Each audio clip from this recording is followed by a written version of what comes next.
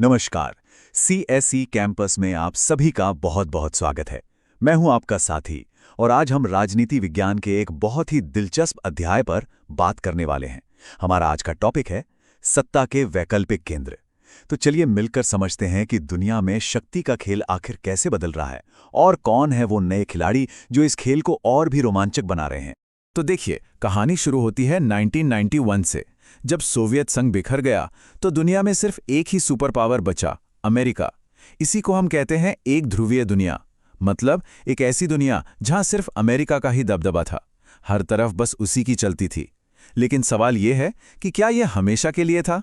जी नहीं। बहुत जल्द दुनिया में नई ताकतें उभरने लगीं जो अमेरिका को टक्कर दे सकती थीं। तो आज हम क्या क्या देखने वाले हैं? सबसे पहले हम समझेंगे कि इन वैकल्पिक केंद्रों की जरूरत ही क्यों है। फिर हम यूरोपीय संघ और आसियान जैसी बड़ी ताकतों को जानेंगे, चीन के जबरदस्त उदय और भारत के साथ उसके रिश्तों पर भी नजर डालेंगे। और हाँ, आखिर में परीक्षा के लिए कुछ सबसे जरूरी बातें भी दोहराएंगे। तो चलिए शुरू करते हैं। तो सबसे पहला सवाल तो यही है कि इन नए शक्ति केंद्रों की जरूरत ही क्यों पड़ी? देखिए, जवाब बहुत सीधा है। अमेरिका के दबदबे को कम करने के लिए। दुनिया के कई देशों को लगा कि अगर हम सब मिलकर आर्थिक और राजनीतिक रूप से मजबूत हो जाएं, तो हम अमेरिका को चुनौती दे सकते हैं। इससे दुनिया एक संतुलित जगह बनेगी जहां किसी एक देश की मनमानी नहीं चलेगी। और इसका सबसे अच्छा रास्ता क्या था? क्षेत्रीय संगठन बनाना। अब ये होते क्या हैं? बहुत आसान है। ये कुछ पड़ोसी देशों के समूह होते हैं जो अपनी मर्जी से एक टीम बनाते हैं। इनका मकसद होता है मिलकर व्यापार बढ़ाना, शांति बनाए रखना और एक दूसरे की तरक्की में मदद करना। ठीक वैसे ही जैसे मोहल्ले के सब लोग मिलकर अपनी कॉलोनी को बेहतर बनाते हैं, वैसे ही ये देश मिलकर अपने इलाके को बेहतर बनाते हैं।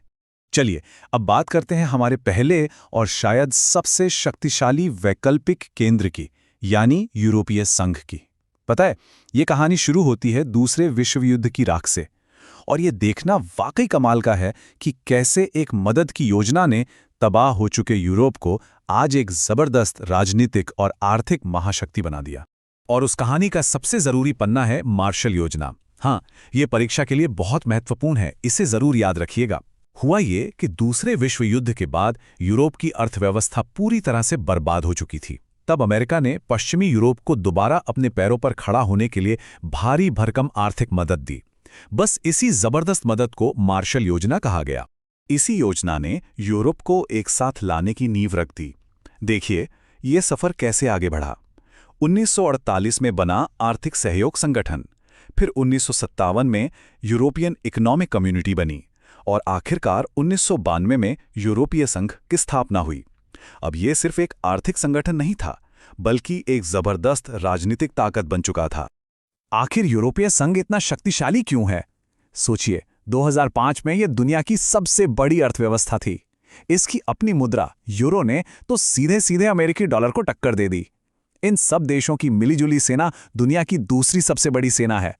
और तो और इसके सदस्य देश फ्रांस और उस समय ब्रिटेन संयुक्त राष्ट्र सुरक्षा परिषद के स्थायी सदस्य थे। साथ ही फ्रांस के पास परमाणु हथियार भी हैं।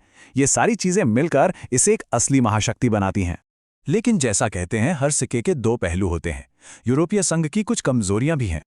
कई सदस्य देशों की अपनी अपनी अलग विदेश और रक्षा नीतियां हैं जो कभी-कभी एक दूसरे से मेल नहीं खाती।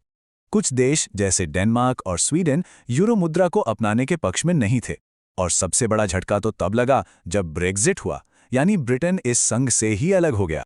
चलिए अब यूरोप से निकलते हैं और एशिया का रुख करते हैं। बात करते हैं दूसरे महत्वपूर्ण केंद्र आसियान की। आसियान की सबसे खास बात है उसके काम करने का तरीका, जिसे आसियान शैली कहते हैं। ये लोग टकराव से बचकर आपसी मेल मिलाप और बातचीत पर ज्यादा जोर देते हैं। तो आसियान की स्थापना हुई थी अगस्त 1967 में, जब बैंकॉक घोषणा पत्र पर दस्तखत किए गए। इसकी शुरुआत 5 देशों ने मिलकर की थी: इंडोनेशिया, मलेशिया, फिलीपींस, सिंगापुर और थाईलैंड। बाद में इसमें और भी देश जुड़ते गए और आज इसके कुल 10 सदस्य देश हैं जो दक्षिण पूर्व एशिया की तरक्की के लिए मिलकर काम करते हैं। और यहां आता है वो जरूरी शब्द, आसियान शैली। ये आखिर है क्या? देखिए, ये काम करने का एक अनोखा तरीका है। ये अनौपचारिक है, मतलब बहुत ज्यादा नियम कानून नहीं है। ये टकराव रहित है, मतलब लड़ाई झगड़े की जगह बातचीत और सहयोग से मुद्दों को सुलझाया जाता है।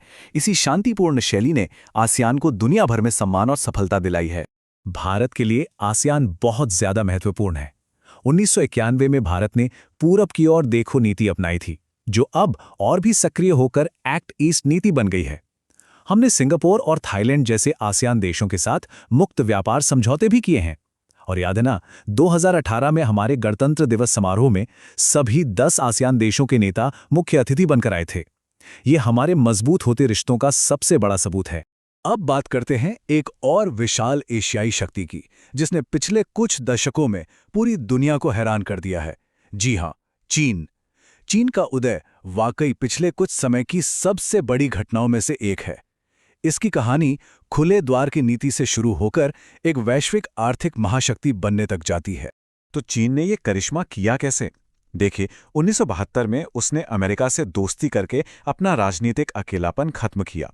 फिर आया सबसे बड़ा मोड़ 1978 में, जब नेता डिंग शाओपिंग ने खुले द्वार की नीति अपनाई, मतलब अपनी अर्थव्यवस्था के दरवाजे पूरी दुनिया के लिए खोल दिए।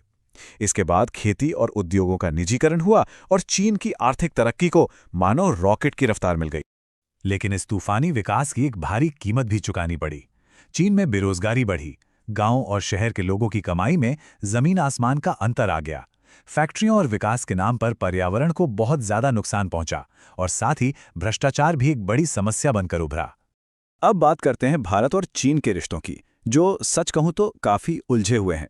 एक तरफ 1962 का युद्ध, सीमा पर तनाव और चीन का पाकिस्तान को समर्थन जैसे विवाद के मुद्दे हैं, तो वहीं दूसरी तरफ सहयोग भी है, जैसे दोनों देशों के बीच तेजी से बढ़ता हुआ व्यापार और विश्व व्यापार संगठन जैसे अंतर्राष्ट्रीय मंचों पर कई मुद्दों पर एक जैसी राय रखना। तो ये दोस्ती और दुश्मनी का एक मिला-जुला रिश्ता है। चलिए, अब इस अध्याय के उन सबसे जरूरी हिस्सों पर एक नजर डाल लेते हैं जो परीक्षा में पूछे जा सकते हैं। ये पॉइंट्स रिवीजन के लिए बहुत काम आएंगे, तो ध्यान से सुनिएगा। यहां पर मुख्य संगठनों की जानकारी एक साथ दी गई है। देखिए, यूरोपीय संघ का लक्ष्य है आर्थिक और राजनीतिक रूप से एक हो जाना। आसियान का ध्यान आर्थिक, सामाजिक और सांस्कृतिक विकास पर है, और सार्क दक्षिण एशिया में आपसी सहयोग को बढ़ावा देने के लिए बनाया गया था। तो इस पूरे अध्याय का सार क्या निकलता है? सबसे महत्वपूर्ण बात यह है कि आज की दुनिया एक ध्रुवीय नहीं है, जहां सिर्फ अमेरिका का ही बोलबाला हो, बल्कि अब ये एक बहुध्रुवीय दुनिया है जहां यूरोपीय संघ, आसियान और चीन जैसे कई शक्तिशाली केंद्र मौजूद हैं, जो मिलकर वैश्विक राजनीति की दिशा तय कर रहे हैं।